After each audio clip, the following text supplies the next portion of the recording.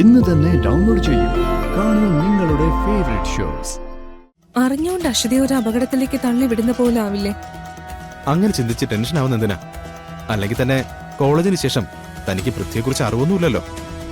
അന്നത്തെ അയാളുടെ സ്വഭാവം ഇപ്പൊ മാറിയിട്ടില്ല എന്നൊന്നും പറയാൻ പറ്റില്ലല്ലോ. എത്ര പേരുടെ കണ്ണ് തട്ടിയിട്ടുണ്ടാവോ എന്തോ. ശരിക്കും ഒന്ന് ഒഴിഞ്ഞിടണം. കൈക്കും കാലിനൊക്കെ നല്ല വേദന. എത്ര നേരം അവിടെ അങ്ങനെ ഒരേ നിൽപ്പ് നിന്ന്. ഇതൊക്കെ തുടക്കമല്ലേ മോളെ. ഇനി കല്യാണവും റിസപ്ഷനും ഒക്കെ വരുമ്പോ ഇതിന്റെ ഇരട്ടി സമയം നിൽക്കേണ്ടി വരില്ലേ? അത് ശരിയാ. ഓർക്കുമ്പോ ഇപ്പോഴേ പേടിയാവുന്നു. എണ്ണക്കേട് പറയാതെ മോളെ, നിന്റെ ജീവിതത്തിലെ ഏറ്റവും പ്രധാനപ്പെട്ട ദിവസം അത്. നീ ഏറ്റവും സന്തോഷിക്കേണ്ട ദിവസം. അത് അവളൊരു ഒഴുക്കിന് പറഞ്ഞതല്ലേ നാത്തുനെ, അല്ലേ മോളെ? ആ അതെ, ഇന്നെല്ലാം നന്നായിരുന്നു.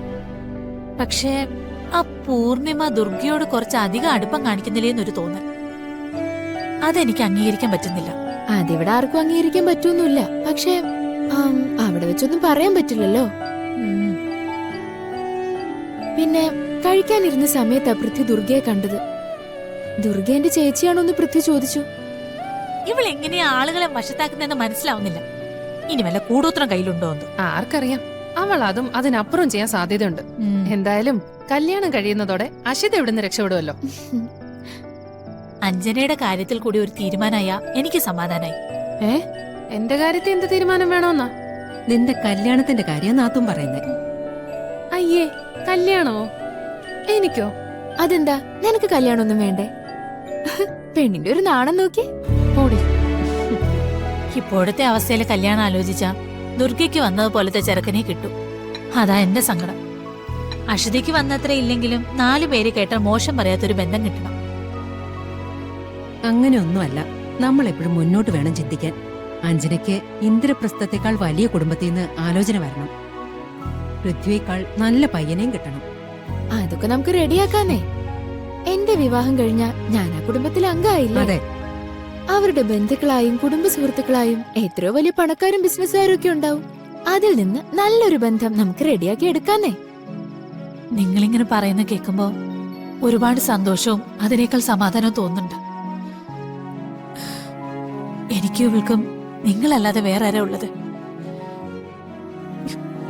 എന്താ അപ്പച്ചി ഇത്, കരയാണോ? ഓരോന്നോർത്ത് കണ്ണു നിറഞ്ഞു പോയതാ. അമ്മയ്ക്കിതെന്താ? എന്റെ കല്യാണക്കാരി ഓർത്ത് അമ്മ വിഷമിക്കൊന്നും വേണ്ട. എനിക്കിപ്പോ കല്യാണമൊന്നും വേണ്ട. അയ്യടാ, അതിന് നാളെ നിന്റെ കല്യാണം നടത്താനൊന്നും അല്ല ഞങ്ങൾ ആലോചിക്കുന്നേ. ഇതൊക്കെ കൊറേ വർഷങ്ങൾ കഴിഞ്ഞുള്ള കാര്യം. അതിനാദ്യം നീ സപ്ലൈ ഒക്കെ എഴുതിയെടുത്ത് ആദ്യം നല്ലൊരു ജോലി ഒപ്പിക്കാൻ നോക്ക്. അതിന് നീ ഇപ്പൊ എന്തിനു സപ്ലൈയുടെ കാര്യമൊക്കെ പറയുന്നേ? നീ ഒന്ന് നന്നാവട്ടെ എന്നോർത്ത് പറഞ്ഞതാ. ഞാൻ ആവശ്യത്തിൽ കൂടുതൽ നന്നായതാ. പറ്റുമെങ്കിൽ നീ ആ ദുർഗയൊന്ന് നന്നാക്കി എടുക്ക്. മനുഷ്യനൊന്ന് സന്തോഷിക്കാൻ തുടങ്ങിയതാ, അപ്പ ആ നാശത്തിന്റെ പേര് ആരെങ്കിലും പറയും.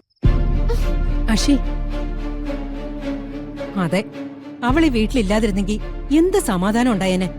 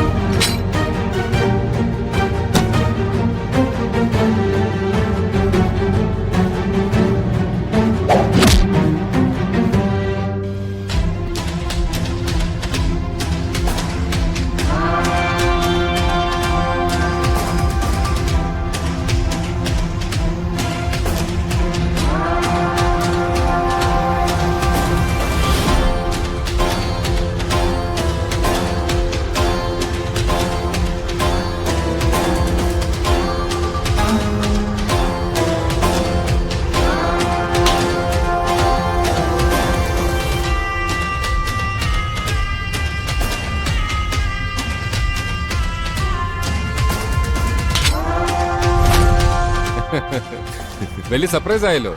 എങ്ങനെ ഇവിടെ ഒന്ന് പെട്ടു? എന്റെ കയ്യിൽ നിന്നൊരു സാധനം നഷ്ടപ്പെട്ടു. അതിന് തേടിയുള്ള അലച്ചില്ല. ഇത് നമ്മുടെ തട്ടകമല്ലേ? ഇവിടെ എന്ത് സഹായത്തിനും ഞാനുണ്ട് കൂടെ. എന്താ വേണ്ടതെന്ന് പറഞ്ഞാൽ മാത്രം മതി. സഹായം വേണം, പക്ഷെ അതിപ്പോഴല്ല. ഞാൻ പറയാം.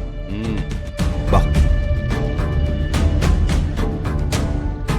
ഒരുപാട് നാള് കൂടി കാണുന്നല്ലേ, വിശേഷങ്ങൾ പറ. യെസ്, ആദ്യം നമുക്ക് സ്വസ്ഥമായ ഒരു സ്ഥലത്തിരിക്കാം, എന്നിട്ട് സംസാരിക്കാം. ഓക്കെ, ഇന്ന് എന്റെ വക ട്രീറ്റ്. പോവാം. പോവാ. എന്റെ വണ്ടി ഞാൻ റിവേഴ്സ് എടുക്കാം. You just follow me. Okay? വാ.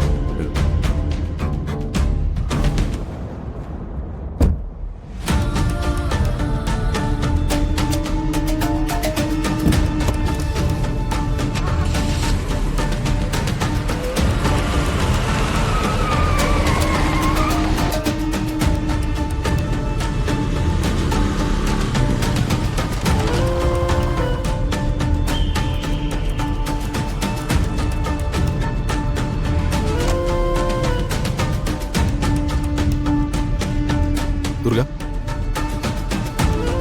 ആ പൃഥ്വിയുടെയും തന്റെ കൂട്ടുകാരുടെയും കാര്യം ആലോചിച്ച് ടെൻഷനിലല്ലേ? ആ, താൻ ഇങ്ങനെ കൺഫ്യൂഷനായി നിൽക്കാതെ ഒരു ഡിസിഷൻ എടുക്ക്. തനിക്ക് പൃഥ്വിയുടെ കാര്യങ്ങളെല്ലാം അക്ഷിതയോട് തുറന്നു പറയണമെന്നാണെങ്കിൽ മടിക്കാതെ അത് ചെയ്യ്. ഞാനത് എങ്ങനെ പറയും കിരൺ? അക്ഷിതയും ചെറിയമ്മയും ഉൾപ്പെടെ എല്ലാവരും ഈ വിവാഹാലോചന ഒരു വലിയ ഭാഗ്യമായിട്ടാ കാണുന്നത്. ഈ സമയത്ത് ഞാൻ അത് പോയി പറഞ്ഞാ എന്താവും പ്രതികരണം എന്ന് ചിന്തിക്കാവുന്നതല്ലേ ഉള്ളൂ. അത് ശരിയാ. എത്ര നല്ല കാര്യമാണെങ്കിൽ കൂടി അത് ദുർഗ പറഞ്ഞ ആരും അംഗീകരിക്കാൻ പോകുന്നില്ല.